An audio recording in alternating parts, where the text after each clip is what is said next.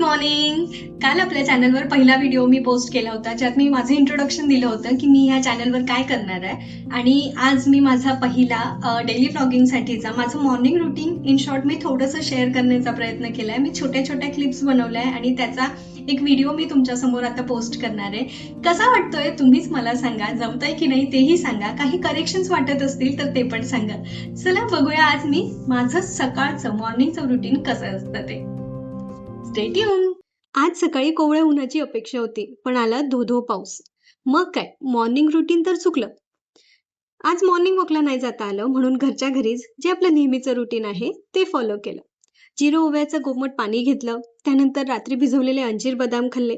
मुलांच्या डब्यासाठी मस्त मऊ लुसलुशीत गुळाचा शिरा आणि भेंडीची भाजी, कुरकुरीत अशी.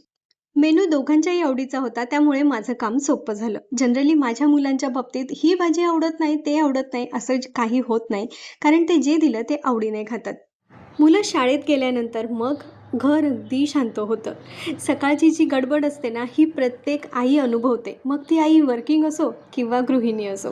मुलं शाळेत गेली की एक मोठं काम उरकल्यासारखं वाटतं. त्यानंतर राहिलेली कामं आपली पटापट होतात, कारण मध्ये मध्ये कोणाची लुडबुड नसते. डब्यानंतर मी आता इथे सगळ्यात आधी करून घेतली ती म्हणजे देवपूजा. सकाळी सकाळी मस्त धूप दीपांचा जो सुगंध दरवळतो ना घरभर, त्याच्याने आपल्याला पूर्ण दिवसभरामध्ये काम करण्यासाठी एक वेगळ्याच प्रकारची पॉझिटिव्ह एनर्जी मिळते. हा माझा रोजचा दिनक्रम आहे. देवपूजा झाल्यानंतर मी माझ्याच दारापाशी एक छोटीशी सुबक अशी रांगोळी काढून घेते. आता ही सुबक आहे की नाही ते तुम्हीच मला सांगा, पण जागा कमी असते त्यामुळे आणि सकाळची वेळही कमी असते, त्यामुळे जशी जमेल तशी रांगोळी मी काढून घेते. अगदी रोज नाही, पण एक 2-3 दिवसानंतर तरी मी ती बदलत असते. त्यानंतर दुपारच्या जेवणासाठी चमचमीत शेवग्याच्या शेंगांची आमटी होती आणि नाश्त्याला होते गरमागरम वाफाळलेले पोहे. या मग खायला. नाश्त्यानंतर वेळ येते गरमागरम आलं आणि गवती चहा घातलेल्या चहाची, आणि पावसाळ्याच्या दिवसात तर हा चहा घेण्यात एक वेगळीच मजा असते.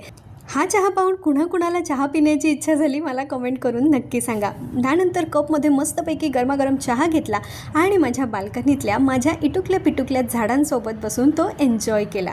चला मी तुम्हाला एक क्विक टूर देऊन देते माझ्या बाल्कनीचा, कारण माझ्या तेव्हाच लक्षात आलं की आज माझ्या गोकर्णाला 2 छानशी निळीशी फुलं आलेली होती. सोनचाफ्यालाही इवल्या पिवल्या कळ्या आलेल्या होत्या. सकाळच्या गार हवेने मस्त ते वाऱ्याने सगळी झाडं छान अशी डोलत होती.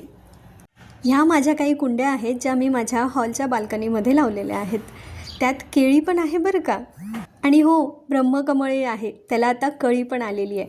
जनरली जेव्हा पावसाळा सुरू होतो किंवा श्रावणात किंवा मग गणपती वगैरे असतात ना, त्यावेळेला ह्या ब्रह्मकमळाचं सीझन असतं आणि त्यावेळी त्याला फुलं येतात. आता त्या वर्षभरातून एकदा दोनदा येणाऱ्या फुलांसाठी वर्षभर ह्या झाडाची काळजी पण तेवढीच घ्यावी लागते. त्यानंतर हे माझ्या दुसऱ्या बाल्कनीतली काही इटुकली पिटुकली रोपटं आहेत. त्यानंतर माझी पावलं वळाली ती म्हणजे आमच्या घराजवळच असलेल्या अरण्येश्वर महादेव मंदिरात. तिथे गणपती बाप्पाचं मंदिर आहे, जिथे मी दर्शन घेतलं आणि पूर्ण दिवस काम करण्याची एक छान एनर्जी मिळाली. मंदिरातून दर्शन घेऊन मी घरी आले. पुन्हा राहिलेली थोडीफार कामं आटोपली. त्यानंतर मला थोडं ना शॉपिंग करायचं होतं ग्रॉसरीचं, त्यामुळे मी गेले डीमार्टला. डीमार्ट आमच्या घराच्या अगदी जवळ आहे, त्यामुळे आमच्या तिथे अधूनमधून फेऱ्या होत असतात, पण आम्ही याची पूर्ण काळजी घेतो की आपल्याला जेवढं लागणार आहे तेवढंच आपण तिथून खरेदी करायचं आहे. आता मला जे घ्यायचं होतं ते खालच्या सेक्शनला नाही तर वर होतं, त्यामुळे मी डिरेक्टली वर गेले.